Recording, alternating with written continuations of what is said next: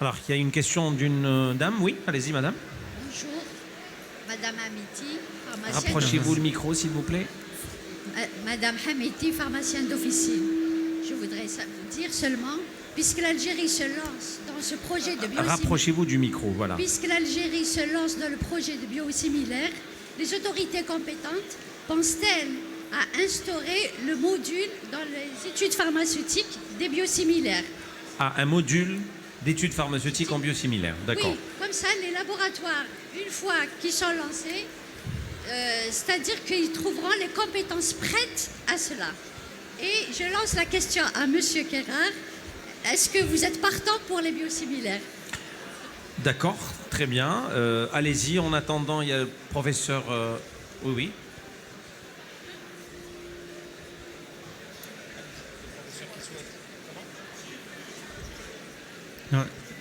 On a la question.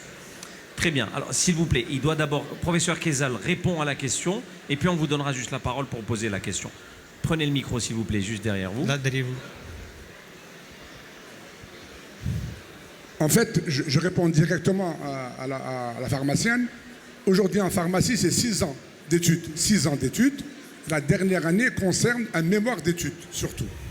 Et dans le mémoire d'études, il y a donc 3 types de mémoires. Un de biologie, un de pharmacie industrielle et un de... Le troisième, c'est le laboratoire. Voilà. Donc, ce qui fait qu'aujourd'hui, dans le programme d'enseignement, il y a bien sûr une partie qui est donc enseignée sur les biosimilaires. Elle existe.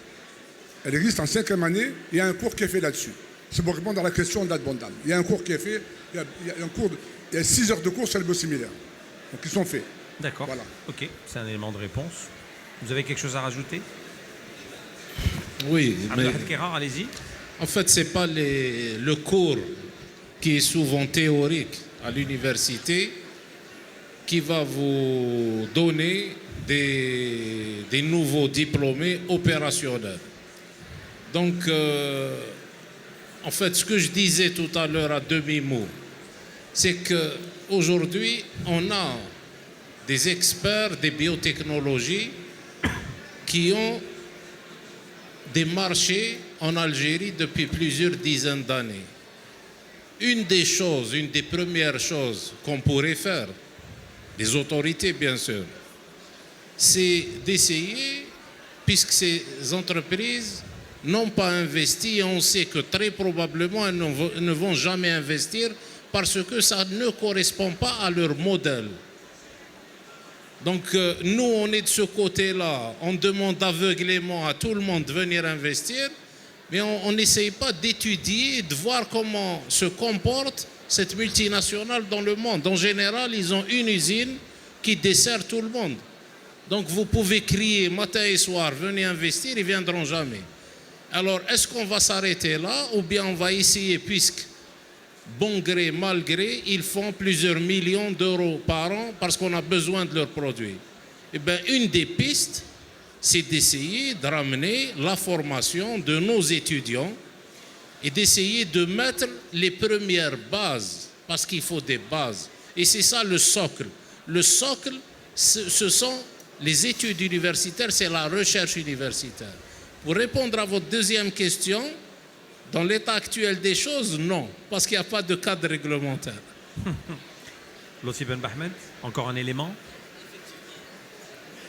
Effectivement, dans ce sens-là, on a vu des usines-écoles, hein, effectivement, dans certaines universités qui ont été intégrées, qui sont soutenues par des laboratoires, où on explique comment on développe les biotechnologies.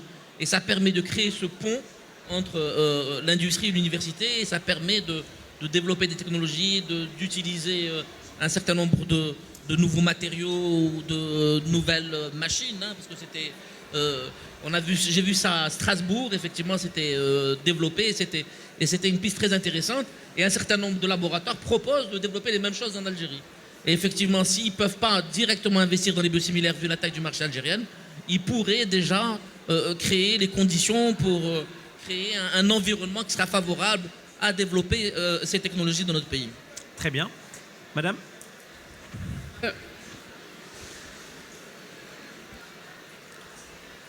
Allumez-le, peut-être qu'il est éteint. Oui, bonjour tout le monde. Je suis Linda Ahmed, pharmacien d'officine.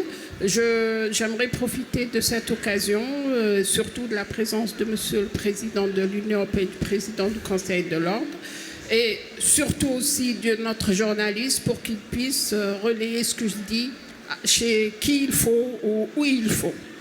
Bon, alors ma question, est-ce que vous pensez, Monsieur Kérard, avec des prix pareils appliqués sur le générique, que l'officine tiendra et que les laboratoires producteurs tiendront aussi? Et moi, je ne m'intéresse pas tout de suite aux biosimilaires parce que je m'inquiète déjà pour le générique, pour l'avenir du générique en Algérie, parce qu'avec des prix pareils, je pense que quelques usines, peut-être beaucoup d'usines, fermeront. On s'amuse là parce qu'on a l'impression qu'on fait... Mais quand on va étudier sérieusement l'économie de ces usines-là, je pense qu'ils vont se rendre compte que ce n'est pas rentable et ils vont fermer et on va se retrouver. Alors, est-ce que vous pensez qu'avec l'UNOP, il y aura un combat pour les prix, d'une part, et pour l'exportation? J'ai entendu dire, mais vous me corrigerez si je me trompe, qu'on vous fixe les prix pour l'exportation. Est-ce qu'avec des prix pareils, vous pouvez être concurrentiel dans les autres pays? Merci. Après, si j'ai le temps, je poserai la question. Merci. Pour le biosimilaire. Oui, on fera éventuellement Merci. à notre tour. Deux questions pertinentes. Oui. Comme je vous l'ai dit tout à l'heure, l'année passée, dans ce même lieu, j'avais fait une communication sur les prix des médicaments en Algérie. Depuis, l'UNOP a commandé une étude à un organisme spécialisé sur justement la comparaison des prix pratiqués en Algérie par rapport aux prix des pays du benchmark. Et donc, il y a des résultats qui sont très favorables par rapport aux thèses que nous défendons. Et très prochainement, vous aurez des publications dans ce sens. Maintenant, ce qu'il y a lieu de dire, si vous voulez, c'est que nous avons d'une part un système de sécurité sociale qui est très généreux et nous avons la chance de l'avoir. Malheureusement, les préoccupations, si vous voulez, qui n'étaient pas les nôtres il y a quelques années quand on était un pays importateur. Donc ces préoccupations, c'était il fallait avoir un objectif de tirer les prix vers le bas. Maintenant qu'on est producteur, qu'on crée de la valeur en Algérie, et nous voulons avoir d'abord une industrie de qualité. Quand on dit de qualité, ça veut dire qu'il y a des dépenses. Et nous voulons avoir surtout une industrie qui puisse se pérenniser et qui puisse se développer. Et donc, quand on voit ce qui se passe en Algérie, on ne voit pas que les producteurs ont réussi à arriver avec des prix plus bas que ceux des produits importés. Ce qui a permis à la sécurité sociale d'abord de faire des économies, mais aussi de fixer des tarifs de référence. Je rappelle que 92% des tarifs de référence sont adossés à des produits fabriqués localement. Ça veut dire que dans cette équation, la sécurité sociale a économisé beaucoup d'argent grâce aux producteurs algériens. Mais d'un autre côté, ce cercle vertueux est en train de s'essouffler et malheureusement, le revers de la médaille ou le retour de manivelle fait qu'aujourd'hui, il y a eu une dévaluation extrêmement importante. Sur les 5 dernières années, il y a eu plus de 40% de dévaluation sur l'euro et 38%, je pense, sur le dollar.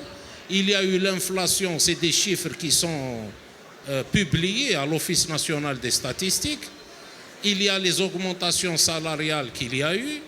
Donc il y a toute cette inflation qui se répercute. Nous avons même montré l'augmentation des prix de tous les produits, y compris ceux des voitures. Vous avez vécu l'augmentation des prix des voitures. Vous allez sur le site de l'ONS, vous voyez l'augmentation des prix des fruits et légumes, en tout cas de tous les produits de grande consommation. Malheureusement, le médicament, c'est le seul produit qui a connu le chemin inverse. C'est-à-dire qu'il y a eu des baisses de prix. Et cette situation, vous faites bien de le dire, n'est pas viable parce que quand on parle de pharmaciens, malheureusement, nos interlocuteurs en général, ils voient le pharmacien qui est situé dans la grande ville, qui est sur une grande artère et qui a un chiffre d'affaires important. Ces pharmaciens, je le rappelle, ne représentent même pas 3% des pharmaciens d'officine installés.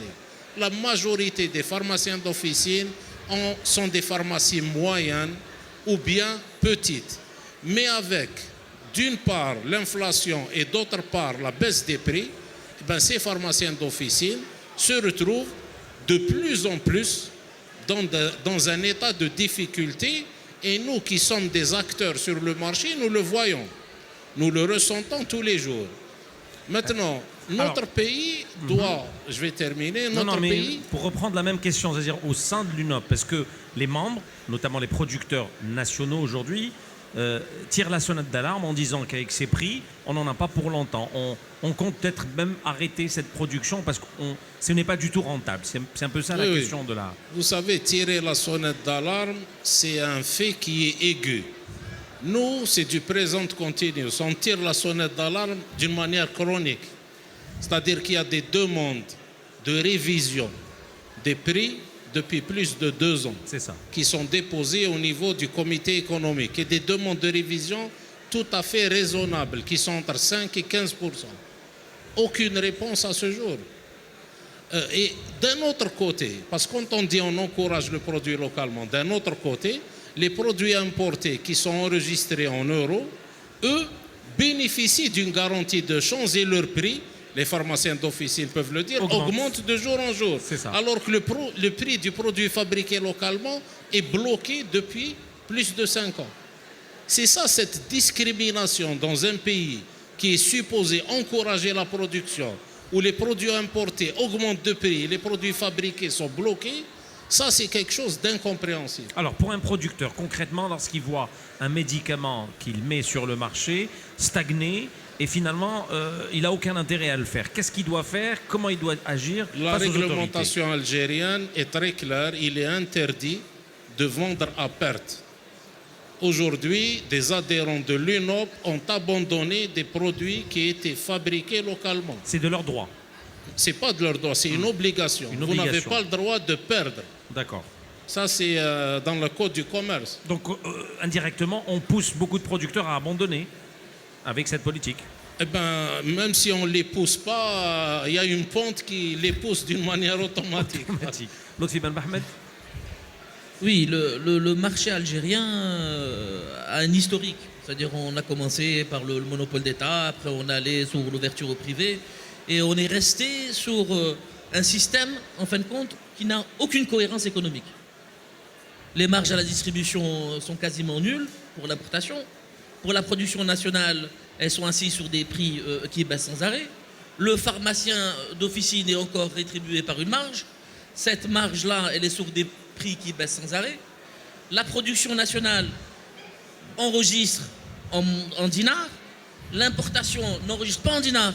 Elle enregistre, on est le seul pays au monde d'ailleurs, qui enregistre en monnaie étrangère. C'est-à-dire qu'en fin de compte, même pour les multinationales, je ne parle même pas des opérateurs locaux, une multinationale, quand elle doit investir pour produire un produit en Algérie, elle sait qu'elle va perdre de l'argent. Parce que le produit sera en dinars et il perdra de l'argent. Alors que lorsqu'il continue à l'importer, le produit est réévalué en fonction de la chute du dinar, de la dévaluation du dinar. Donc il n'a pas intérêt à le produire localement. Il ne le fait que quand il est contraint. Ou sinon il ne le fait pas.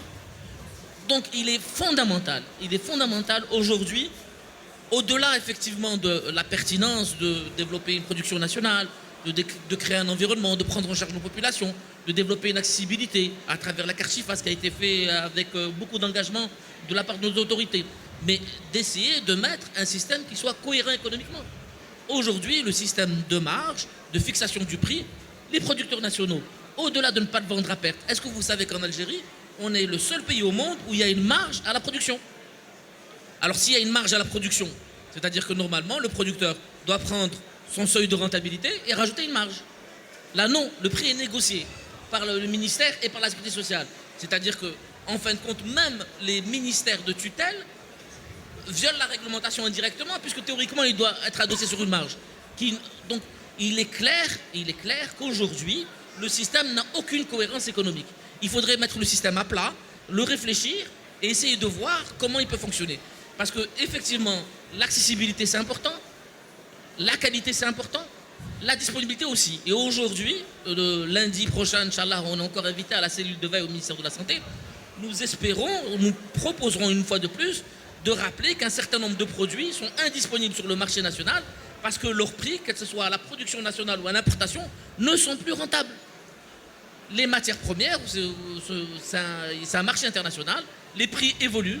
Il y a des produits comme certaines vitamines qui ont explosé, où il est strictement non rentable de le fabriquer localement. Lorsqu'on parle de la D3 en Algérie, qui est régulièrement en pénurie, c'est parce qu'il est demain, Biopharm ou un autre laboratoire peut la fabriquer en Algérie. Mais c'est non rentable. Le prix à l'enregistrement en Algérie fait qu'elle n'est pas rentable à fabriquer. Et c'est la même chose pour beaucoup d'autres molécules.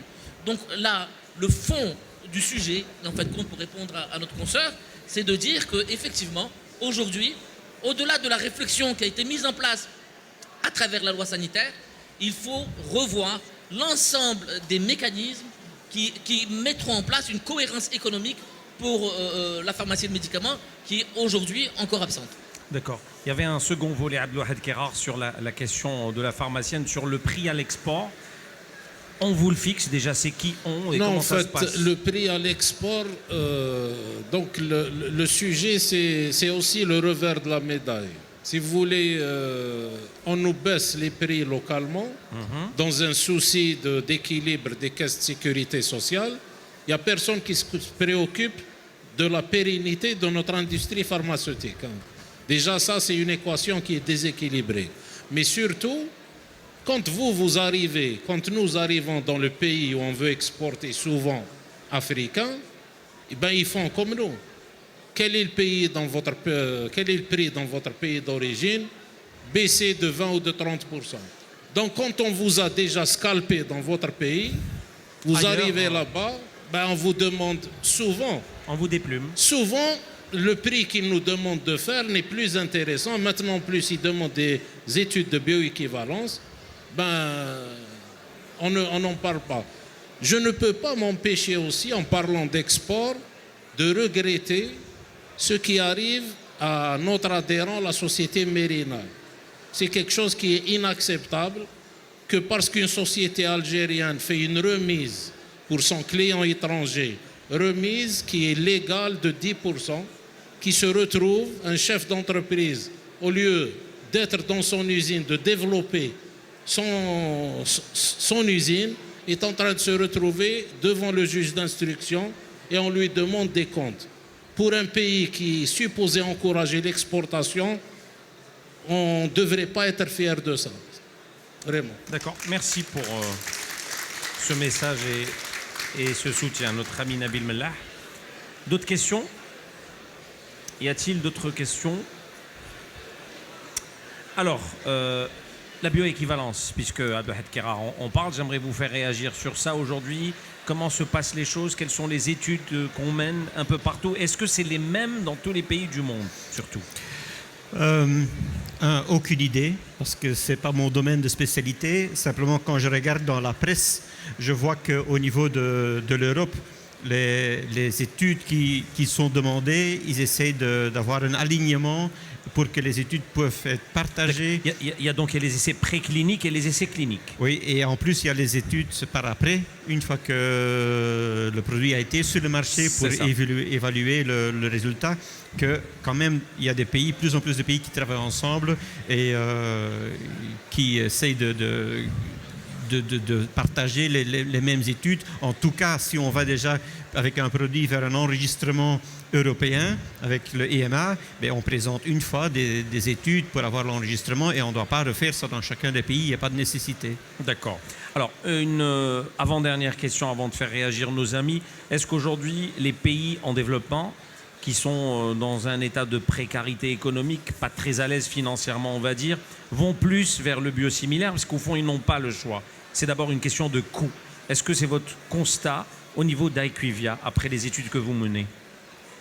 Un premier constat est que les produits biologiques ne sont pas fort présents dans certains pays asiatiques, africains, Amérique latine, etc., parce que les autorités n'ont pas les moyens de se le permettre. C'est-à-dire qu'à ce moment, les produits biosimilaires vont offrir une opportunité à ces pays pour effectivement acquérir et adopter ces produits-là pour pouvoir également offrir le même niveau de soins à leurs patients. D'accord. Alors, messieurs, est-ce que c'est le cas en Algérie?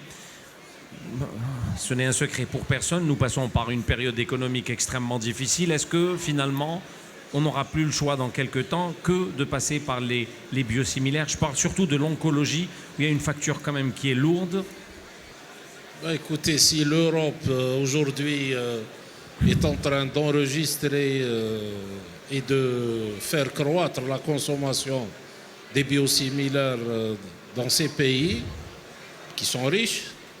Donc c'est des pays qui font de la stratégie, qui veulent assurer l'accès, surtout les pays nordiques, qui assurent d'une manière vraiment très très élevée l'accès aux soins. Il est clair que pour notre pays, mono-exportateur, avec un système de couverture sociale qui est élevé, la seule manière de pouvoir, disons, continuer, parce que la question c'est que est-ce que dans quelques années, ce modèle, l'Algérie c'est un modèle de fonctionnement, est-ce que ce modèle pourra sera persister. Encore viable? C'est ça.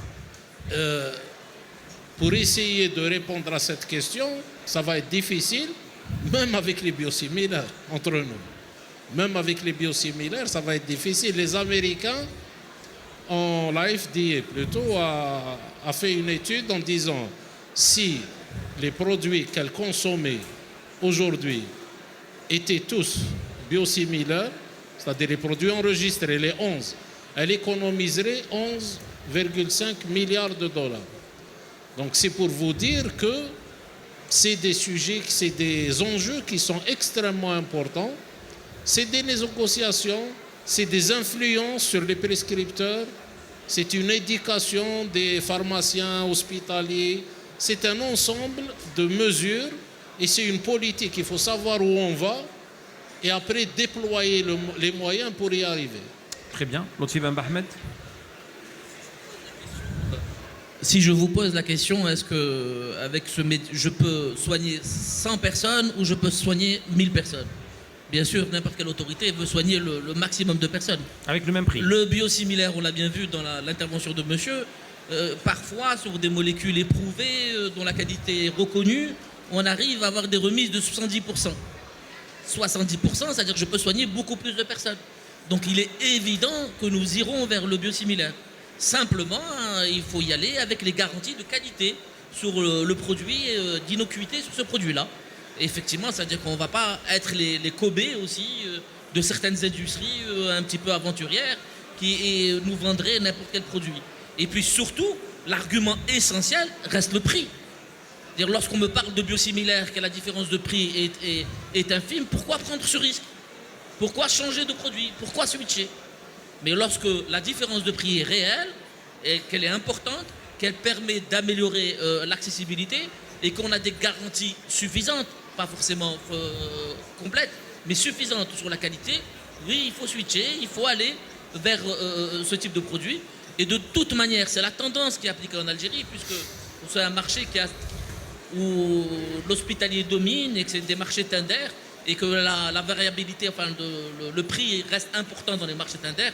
Donc forcément, il y aura un impact, il y a déjà un impact sur un certain nombre de choix de molécules, et ça se développera encore plus en Algérie et dans l'ensemble des pays du monde. Très bien.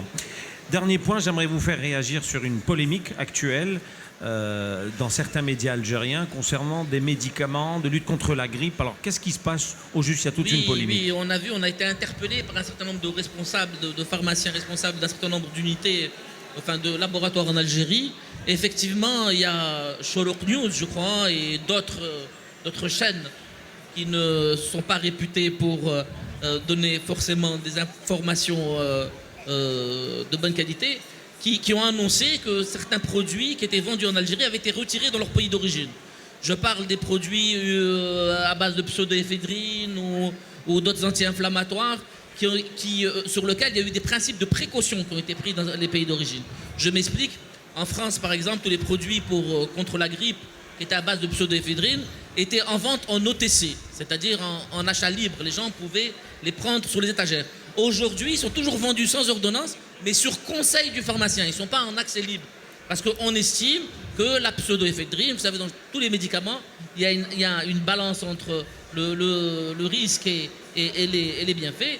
Donc, il était évident que, il y a eu, par rapport à cette alerte-là, des précautions supplémentaires.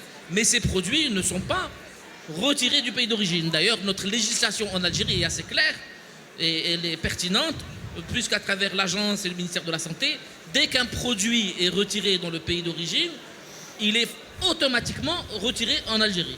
Donc, je voulais qu'on sorte de cette polémique-là. Donc, il y a des produits qui sont importés, d'autres qui sont fabriqués localement en Algérie. Et on est en train de faire peur aux populations. Il faut que nos pharmaciens, on demandera au ministère de la Santé de faire un communiqué dans ce sens-là pour rassurer les populations sur la qualité de ces produits-là et sur cette annonce qui était en fin de compte une fake news ou une mauvaise interprétation de ce qui se passe à travers le monde. Donc ce n'est pas un retrait, c'est plutôt un souci. Il y a simplement des précautions, c'est-à-dire ces produits-là, on ne les utilise pas dans n'importe quelle condition. On demande conseil à son médecin ou à son pharmacien avant de les prendre. Pour éviter les interactions médicamenteuses, éventuelles, en ou l'occurrence. d'autres effets par rapport à certaines pathologies. Très bien. Merci. Lotfi Ben Bahmed, président du Conseil national de l'Ordre des pharmaciens. Abdelwahid Kerar, président de l'UNOP, l'Union nationale des opérateurs en pharmacie. Et merci à notre invité, Eddy. Merci beaucoup. Grand plaisir. Très bien. Très bien. Vice-président de IQVIA. Merci pour votre présentation et merci pour vous. Merci beaucoup. Merci.